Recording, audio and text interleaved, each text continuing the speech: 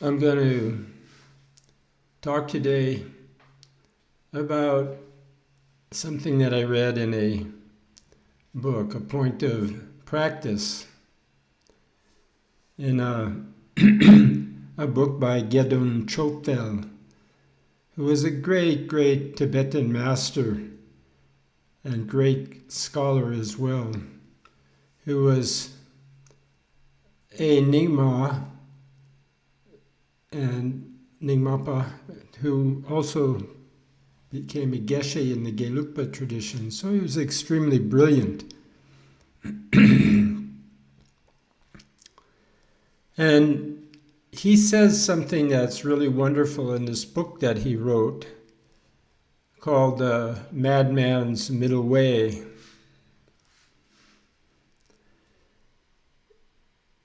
He was a bit of a madman himself, and he was very difficult to deal with because he would have his brilliance mixed with craziness. He was known to defeat great debaters drunk, and he was a big force. He was like some martial artists that I've known through my love of martial arts, who don't really, they fall off a bar stool and into the ring and they do very well. I don't encourage anyone to try. You have to be born that way. So he became famous in the Gelugpa tradition as well as the Nyingma tradition for his brilliance. And he talks about, in very simple terms, about meditation practice and how to realize emptiness. And he says that people try to become super pure, thinking that they're very defiled, so that's why emptiness is not happening. So they become obsessed with purity and getting rid of all of their so-called faults. And this happens not just in the religious arena of religious traditions, but in common people, everyone. We have the view that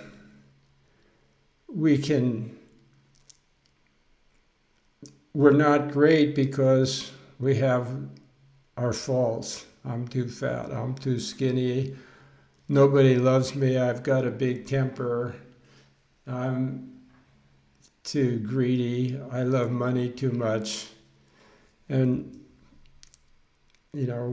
people think if I didn't have these kind of things, then these obstacles, these afflictive emotions, jealousy, anger, self-doubt, inferiority complex, all sorts of things. God was very creative when he made us. So Gedun Chophel, he says, well, these aren't the problem. These things aren't the problem. It's not that our problems are so big, but our recognition of emptiness is so weak. So to him, it's just a question of orientation. He's saying that don't blame your faults for not being what you wish you were, but recognize that your realization of who you really are is so weak. So you're only looking at the faults, in other words. You're not seeing who you really are. So his whole thing is that, try and increase your awareness of emptiness and approach the problem that way and see that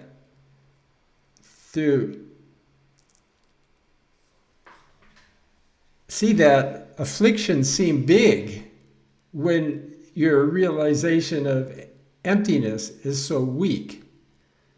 Those same afflictions would seem so tiny from the perspective of an enlightened awareness, a awareness of clarity, boundless clarity, clear light. So this leads to an important discovery that's no secret in tantric practice. And that's that the very things that may seem like big obstacles actually are just energy. The bigger the obstacle, the more energy it has. But that energy itself, it's not good or bad. The same energy that might cause a great affliction and seem so big and have a person so afflicted, that energy that can be harnessed towards realizing emptiness. So in a sense, the more afflicted we are, the more disturbing our emotions, and the more burdened by desire we are, and the more anger and hate and all of this that we have, is a sign that if you're really smart and you understand that it has energy, and understand that that same energy doesn't have to manifest as a disturbing emotion, afflictive emotion, then if you can do that, then you'll think to yourself, well, what are these emotions before they arise? Before love and hate arises, before anger arises, greed arises, before they manifest as that, what is that energy? And then obviously we find out it doesn't have any form. It doesn't have to be anything.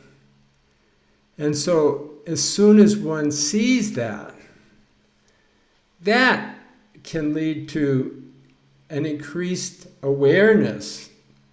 Instead of that energy going where it's bound up in samsaric desires and emotions and ambitions, personal ambitions. It can be released into an impersonal kind of consciousness that's in tune with all things. It's empty. It's empty of any motivation, self-seeking, selfishness. And you release that energy and let it mold you rather than, in accord with your practice. Then you can make some kind of progress. And all of those so-called manifestations of hatred and anger and jealousy and greed for fame, wealth, sex, all of these things, drugs, alcohol, those previous manifestations of energy, when deprived of their they naturally dry up when their outlet, when their energy source goes in another direction. So the point of Gedun Chophel, as far as I can understand it, is that the afflictions and stuff is not where to focus. Is to focus on the energy itself. And through focusing on that energy, through your own right motivation and intention, leads you in a different direction, directs the energy elsewhere. And those things dry up when the energy goes in another direction. So you hijack the energy, basically. And that increases the awareness of emptiness and self-realization. And those of you who really want to approach this right, there's many ways, but Gedun Chophel's book, Madman's Middle Way, is a really good approach to learning the actual reasonings and how to set your mind to have the right view, which is so incredibly important at the very big outset, to have the right view towards practice. So Madman's Middle Way is a lot about logic and reasoning and analytical meditation.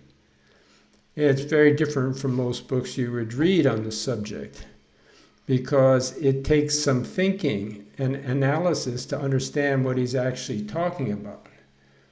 And I only am giving this talk to encourage anyone that wants to explore, how to turn negative emotions around and drain them of their energy, to explore what Gedun Chophel is talking about. A great way would be his book, Madman's Middle Way by Gedun Chophel.